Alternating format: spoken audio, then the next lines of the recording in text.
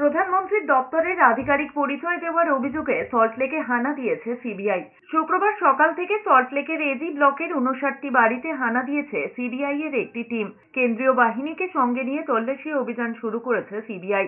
জানা গিয়েছে, কেন্দ্রীয় সরকারি চাকরির টোপ দিয়ে দেশ জুড়ে সক্রিয় প্রতারণা চক্রের অভিযোগ উঠেছে। পিএমও দপ্তরের ভুয়ো আধিকারিক সেজে রেলে চাকরি দেওয়ার নামে প্রতারণা করার অভিযোগ উঠেছে শান্তনু ভট্টাচার্য নামে এক ব্যক্তির বিরুদ্ধে। ডিফেন্স মিনিস্ট্রির সঙ্গে যুক্ত রয়েছেন বলে পরিচয় দিতেন শান্তনু ভট্টাচার্য। সূত্রের খবর, একটি র‍্যাকেট সোশ্যাল মিডিয়ায় চাকরি দেওয়ার চক্র ফেঁদে বহু লোকের কাছ থেকে টাকা নিয়েছে।